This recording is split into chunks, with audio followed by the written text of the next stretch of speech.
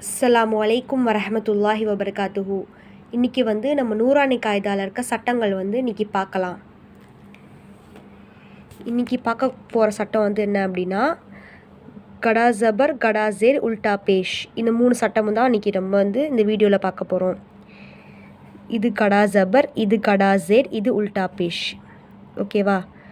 கடா ஜபர் கடா ஜேர் உல்டா பேஷ் இம்மூன்றையும் மத்துடைய எழுத்துக்கள் போலவே சிறிது நீட்டி ஓத வேண்டும்.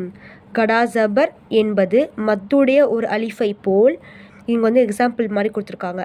பா கடா ஜபர் பா என்பது பா அலிஃப் ஜபர் பாவிற்கு ஒத்து இருக்கிறது. இது எப்படி அப்படின்னா, இந்த சட்டம் மத்துடைய சட்டமும் இந்த சட்டமும் சேம், ஒரே மாதிரி சட்டம் தான். இதுவும் நம்ம ஒரு அலிஃப் அளவு நீட்டி ஓதுற மாதிரி தான் இருக்கும். அதான் இங்கே சொல்லிட்டாங்க, சிறிது நீட்டி ஓத வேண்டும் அப்படின்ட்டு. இப்போ என்னென்னா, இப்போ பா அலிஃப் சபர் பா, இது அலிஃப் மத்தால் நம்ம போன வீடியோவில் பார்த்தோம் பார்த்தீங்களா. நான் என்னோடய சேனலில் மத்து சட்டம் நம்ம டீட்டெயில்டு வீடியோவாக பார்த்தோம் இல்லையா. அப்போது அதில் இருந்துச்சு, நம்ம பார்த்தோம் அலிஃபுக்கு முன்னாடி ஜபர் இருந்துச்சுன்னா, அலிஃபுக்கு முன்னாடி உள்ள எழுத்துக்கு மேல் ஜபர் இருந்துச்சுன்னா அது அலிஃப் மத்தான்னு நம்ம பார்த்தோம் இல்லையா. அதான் இங்கே இந்த மாதிரி இருக்குது. இதில் பாக்கு மேலே கடா ஜபர் இருக்குது. ஆனால் இதுவும் சேம் தானே. பா கடா ஜபர் பா, பா அலிஃப் ஜபர் பா சேம் தான். பா கடா ஜபர் பா, பா அலிஃப் ஜபர் பா சேம் தானே. அதனால் இங்கே எக்ஸாம்பிள் மாதிரி கொடுத்துருக்காங்க, வேறு ஒன்றும் இல்லை. மத்து சட்டம் தான் இதுவுமே சேம். இந்த கடா ஜபர் கடா ஜேர் உல்டா பேஷும் மத்து சட்டம் உள்ள அலிஃப் வாவியா 2 சட்டமுமே சேம் தான், வேறு ஒன்றுமே கிடையாது. இதுவும் நீட்டி தான் நம்ம ஓதணும்.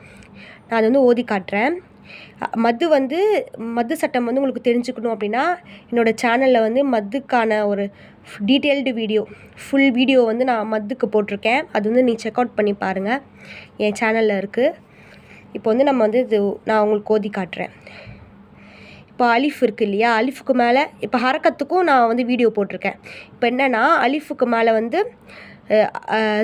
ஜபர் ஜேர் ஏதாச்சும் ஒரு மேலே ஒரு சிம்பிள் இருந்துச்சு அப்படின்னா அது நம்ம ஹம்சான்னு தான் சொல்லணும். வெறும் அலிஃப் இருந்துச்சுன்னா, அலிஃபுக்கு மேலே எதுவுமே இல்லை அப்படின்னா நம்ம அலிஃப்னு ஓதலாம். ஆனால் அலிஃபுக்கு மேலேயோ கீழேயோ ஏதாச்சும் சிம்பிள், அலிஃபுக்கு இப்போ ஜபர் ஜேர் பேஷ் இல்லைனா இந்த மாதிரி கடா ஜபர் அந்த மாதிரி ஏதாச்சும் கடா ஜேர் உல்டா பேஷ்னா இருந்துச்சு அப்படின்னா நம்ம ஹம்சான்னு சொல்லி தான் நம்ம ஓதணும்.